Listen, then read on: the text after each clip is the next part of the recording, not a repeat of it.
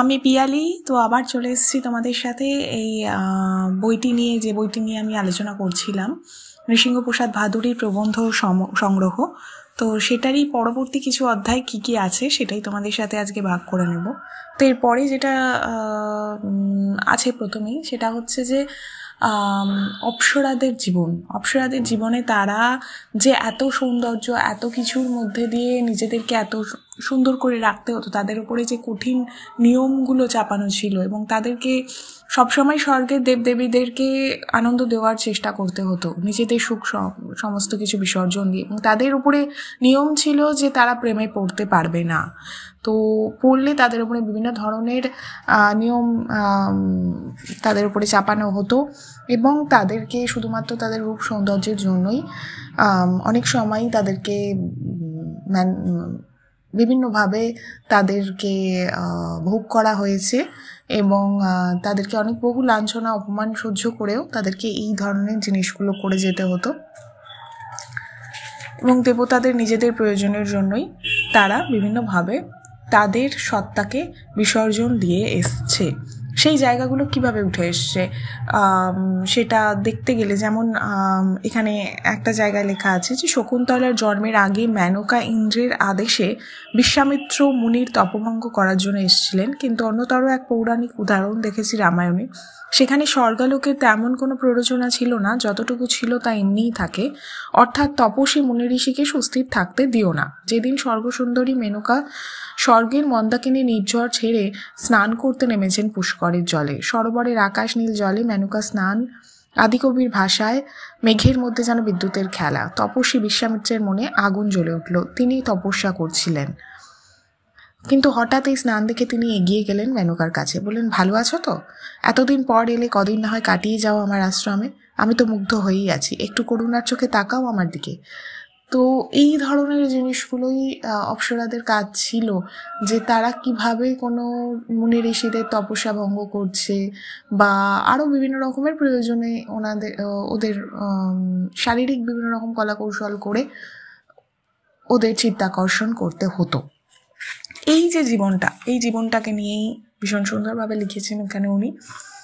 তারপরে আসছে হচ্ছে মেয়েদের গায়ের রঙের জায়গায়, যেমন আমরা আগে দেখেছি কালো রঙের ব্যাপারে উনি অনেক কিছু বলেছেন, সেরকমই উনি ফর্সা হওয়া নিয়েও অনেক কিছু বলেছেন এবং ফর্সা হওয়ার জন্যে দেবদেবীদের মধ্যেই ফর্সা হওয়ার যে একটা বদ্ধপরিকরতা, যেখানে পার্বতী অবধি বিভিন্ন রকমের তপস্যা করে ফর্সা হওয়ার চেষ্টা করছে এবং সেখানে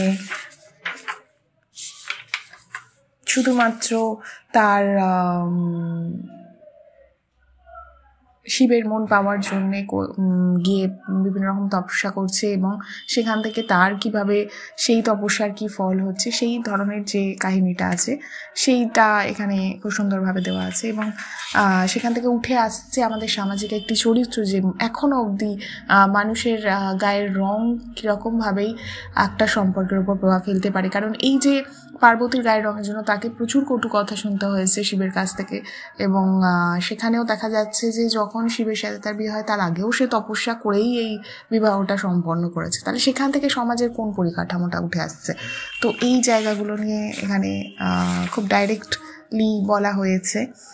তারপরেই আসছে নারী পুরুষ এগুলো বাদ দিয়েও বৃহন্নলার চরিত্র নিয়ে, বৃহন্নলার ক্যারেক্টার এবং তাদের বড় হওয়া, তাদের পরিবেশ, তারা সমাজে কি ধরনের ডিসক্রিমিনেশন ফেস করে আসছে এবং সেই সময়ের কি কি গল্প, কি কি আখ্যান আছে তাদেরকে ঘিরে, সেইগুলো এখানে উঠে আসছে। ট্রান্সেক্সুয়ালিটি কিভাবে সমাজের বিভিন্ন স্ট্রাকচারের ওপর প্রভাব ফেলছে, তারা কি ধরনের সামাজিক প্রতিবন্ধকতার মধ্যে দিয়ে যাচ্ছে, এবং অর্জুনের এখানে ক্যারেক্টার উঠে এসছে এবং অর্জুনের যেই নপুংসক যে জায়গাটা তৈরি হয়েছিল তার পিছনের কাহিনী কী ছিল, সেই জায়গাগুলো নিয়ে উনি এখানে ভীষণ সুন্দরভাবে বর্ণনা করেছেন এবং সমাজকেও সেই জায়গা থেকে, সমাজের যে পরিকাঠামো সেই জায়গাগুলোকেও সামনে এনেছেন কোথাও।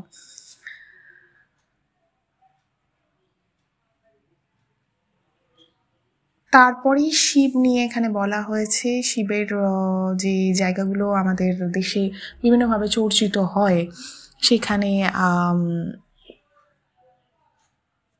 সেখানে উনি অনেকগুলো জায়গা তুলে ধরেছেন, যেমন এই যে একান্ত মনুষ্যের জগৎ, যেখানে স্ত্রীর প্রতি বংশগততা প্রমাণ করার জন্য অন্যতর আকর্ষণ লুকানোর জন্য মানুষ্যচিত সঠতার প্রয়োজন হয়, সংসারে অশান্তির জন্য বিষ পান করতে হয়, অথবা এমনতর এক ছোট্ট অসহায়তা যেখানে যৌবনবতী স্ত্রী প্রতিনিয়ত খেয়াল করেন বয়স্ক স্বামীর চুলে পাক ধরেছে কিনা।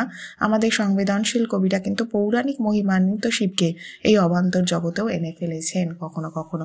যদি আমরা পুরাণ পড়ি এই জায়গাগুলো পাবো, এবং উনিও এখানে ভীষণ সুন্দর করে সেই জায়গাগুলোকে আবারও সেই সামাজিক পরিকাঠামোগুলোকে বারবার তুলে ধরেছেন। তারপরে আছে হচ্ছে ইচ্ছা মৃত্যু, যেটাকে বলা হয় ইউথ্যানাসিয়া। তো এই যে জায়গাটা ইচ্ছা মৃত্যু, কোন কোন জায়গা থেকে বলা হয়েছে যে না ইচ্ছা মৃত্যুর একটা জায়গা আছে এবং সেটা হতে পারে। আবার কখনো কখনো বলা হচ্ছে যেখানে মানুষ নিজের অহংবোধ থেকে ইচ্ছা মৃত্যুকে কামনা করছে, সেইটা কতটা তার নিজস্ব চারিত্রিক জায়গায় দুর্বলতা প্রকাশ পাচ্ছে, এবং যখন কেউ অসুস্থ হচ্ছে এবং তার কোনো রকম